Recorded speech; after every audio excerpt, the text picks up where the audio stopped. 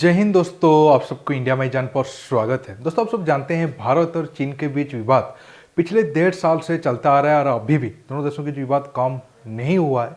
उम्मीद किया जा रहा है कि अगले हफ्ते शायद दोनों देशों के बीच फिर से बातचीत हो सीमा विवाद को लेकर। हालांकि अब विंटर बहुत ज़्यादा बढ़ चुका है। अब प्रेजेंट टाइम में दोनों देशों के पास कोई बहुत ज़्यादा ऑप्शन है नहीं सीमा पे कुछ वो गड़बड़ करने की कोशिश करे, लेकिन बाद में जब गर्मी आएगा और सर्दी का मौसम थोड़ा कम होगा तो फिर से प्रॉब्लम आ सकता है। हालांकि कल रसिया के मीडिया ने ये रिपोर्ट किया था। अब पुतिन बहुत ज़्यादा कोशिश कर रहे हैं।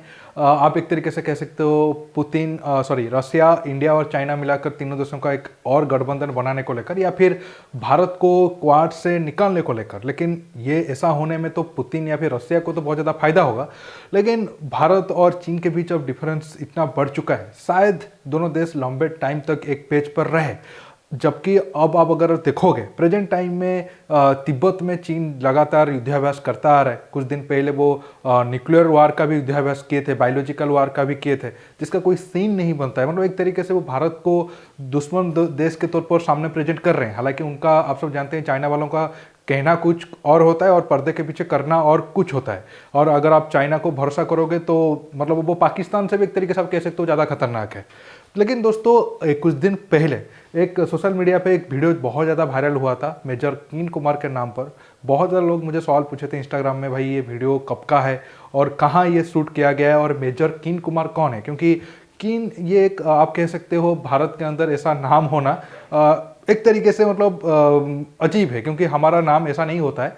तो ये छोटा सा टॉपिक है, इसके साथ आखिर में मैं आपको बताऊंगा कैसे तिब्बत में चाइना जो है तिब्बत के लोगों को फोर्स कर रहा है उनके आर्मी में शामिल होने के लिए, ये या फिर तिब्बत में कैसे चाइना वो जो वहाँ पर जो लोग हैं उनके अंदर अपना इन्फ्लुएंस को बढ़ाने की कोशिश कर रहा है। वीडियो के दूसरे हिस्से में बात करूंगा।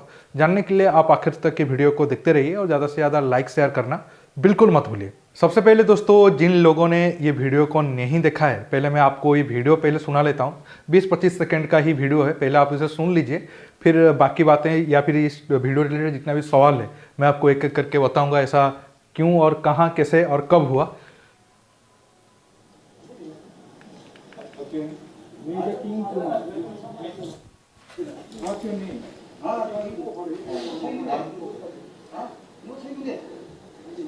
What is your name?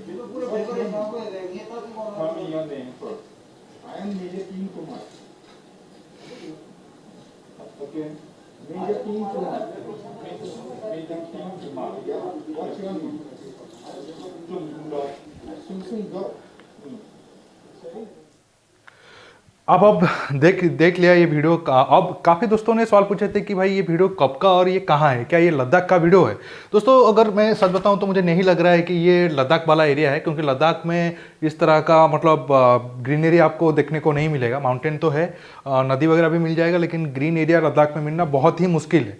तो लग रहा है कि शायद ये अरुणाचल प्रदेश का होने की ज़्यादा चांस है, लेकिन नॉर्थ ईस्ट में कोई और स्टेट भी ये हो सकता है। अब आपके मन में सवाल होगा ये कब का वीडियो है। देखिए, ये तो पता नहीं है, अब रिसेंटली ही ट्विटर में ये वीडियो आया है। मे बी ये इसी साल का हो या फिर 2-3 साल पुराना हो, क्योंकि जब भी इंडिया या फिर चाइना गन साथ में ये दोनों देश लेकर जाए या ना जाए, हालांकि गन वगैरह दिख रहा है, लेकिन कैमरा वगैरह सब तो लेकर ही जाते हैं, क्योंकि वीडियोस और फोटो वगैरह शूट करना होता है। तो मे बी ये रिसेंट वीडियो हो सकता है या फिर 1-2 साल पुराना वीडियो भी हो सकता है। अब आप अच्छे तरीके से देखिए, हमारे जो मेजर साहब है, जब चीनी वाले उनको नाम पूछे तो वो मेजर कीन कुमार बताए। हालांकि कीन कुमार कोई नाम नहीं होता है, वो जानबूझकर अपना गलत नाम बताए, क्योंकि चाइना वाले जानना चाहते थे कि हमारे मेजर साहब का नाम क्या है। एक्चुअली ये एक मैंने आर्टिकल पढ़ा था, पाकिस्तान साइड पे वो आर्टिकल था, कि जब पाकिस्तानी वाले मतलब बॉर्डर एरिया में हमारे जो इंडियन मेजर होते हैं या फिर जो वो एरिया को लीड करते हैं, उनका नाम, उनका स्वभाव कैसा है, उनका डिसीजन मेकिंग पावर कैसा है, वो कैसे डिसीजन लेते हैं, कैसे बिहेवियर उनका होता है कि उनके जूनियर के साथ, वो सब कुछ वो नोट करते हैं, ताकि जंग के वक्त उनको पाकिस्तानी वालों को लगता था कि उनको मदद मिलेगा कि ये जो सामने वाला है वो उसका डिसीजन कैसा होगा। तो नो डाउट हमारी भारत के साइड से भी ऐसा होता होगा। तो चाइना वाले भी जानना चाहते थे जो मेजर साहब आ रहे हैं उनका नाम मतलब क्या है, तो उस हिसाब से वो इन्फॉर्मेशन लेके कुछ शायद वो करने की कोशिश करते। लेकिन मेजर साहब बहुत स्मार्टली, अपना नाम तो नहीं बताया, लेकिन जो ओपोनेंट था उनका नाम को वो उनके मुंह से निकाल दिया। इसके साथ साथ मैं कुछ देख रहा था जो कमेंट में, ये हमारे साइड में जो इंडियन आर्मी के वर्दी में है या फिर मेजर साहब है वो शायद तिब्बतियन है, और सामने वाले भी जो चाइना साइड में है वो भी तिब्बतियन है।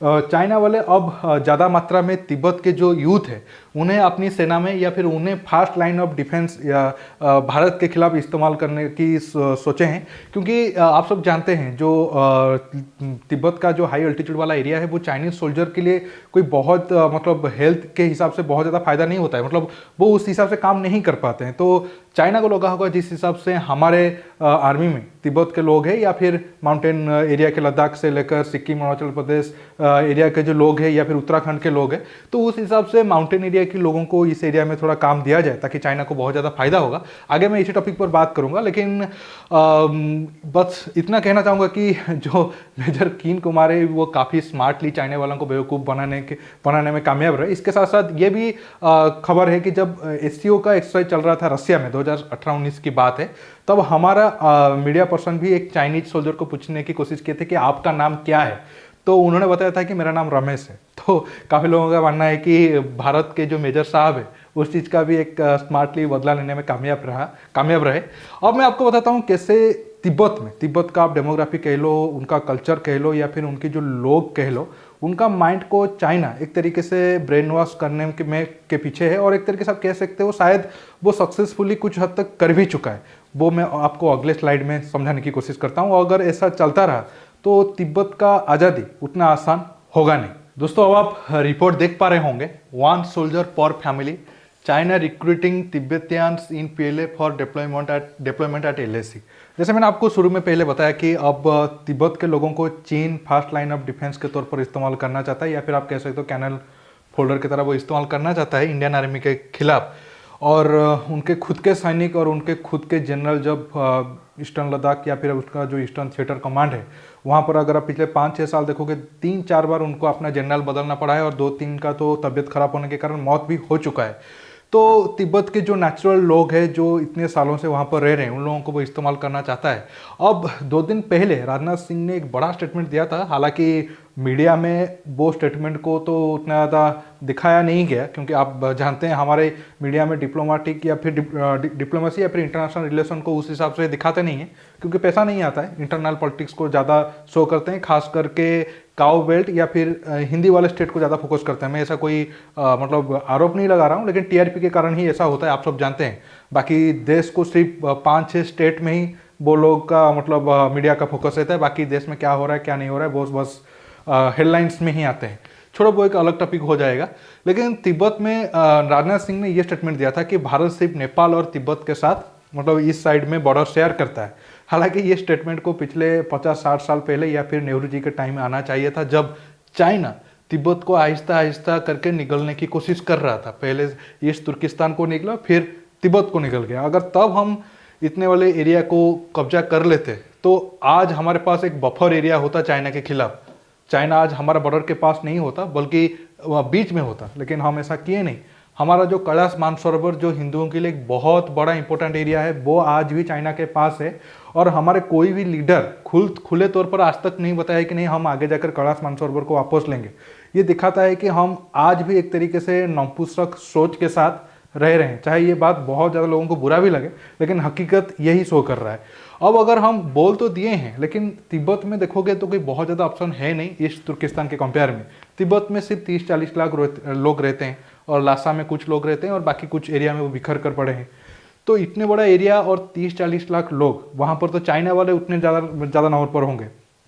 इसके साथ साथ चाइना पिछले 20-25 साल या फिर 30-40 साल से कह लो एक तरीके से फोर्स कर रहा है जो चाइनीज ओरिजिन के लड़के हैं वो तिब्बत की लड़कियों के साथ शादी करेंगे, ताकि उनके जो जनरेशन चेंज हो जाए और उन लोगों के मन में चाइना के खिलाफ ज़्यादा नफरत ना रहे। हालांकि कुछ लोग हैं जो चाइना को उतना पसंद नहीं करते हैं, लेकिन उनका नंबर बहुत कम है। इसके साथ साथ अब दलाई लामा तो हमारे पास है, वो चाइना के खिलाफ बोलते हैं बीच बीच में, लेकिन अब जो नेक्स्ट दलाई लामा होंगे वो अभी भी बचपन से ही चाइनीज सरकार के पास है। तो एक तरीके से आप कह सकते हो तिब्बत में बहुत ज़्यादा ऑप्शन नहीं बचा है। जितना टाइम जाएगा चाइना का वहाँ पर होल्ड काफ़ी ज़्यादा स्ट्रांग होगा। हालांकि ये प्रॉब्लम को सॉल्व करने के और बहुत सारा तरीका है, वो तो इस टॉपिक में डिस्कस नहीं कर सकते हैं, लेकिन चलो ठीक है, देरी से सही अब भारत सरकार को होश आ रहा है और वो खुलकर चीन के खिलाफ बोल रहे हैं। लेकिन ये स्टेप को हमें लगातार जारी रखना है। बीच में अगर ये प्रोसेस रुक गया तो आगे आने वाले जनरेशन को बहुत मुश्किल होगा चाइना जैसे देशों के साथ मतलब आप कह सकते हो सामना करना। दोस्तों आज के टॉपिक में बस इतना ही। आपको ये वीडियो कैसा लगा नीचे कमेंट बॉक्स में जरूर कमेंट करके बताइए, और ये वीडियो को ज़्यादा से ज़्यादा लाइक शेयर करने के साथ साथ आप मेरे चैनल को सब्सक्राइब करिए, और सब्सक्राइब बटन के पास जो बेल आइकन है उसे प्रेस करिए ताकि आगे आप मेरे आने वाले वीडियो को मिस ना कर सके। दोस्तों रुकता हूँ, बहुत जल्द और एक नया टॉपिक के साथ मिलूंगा। नमस्कार, जय हिंद।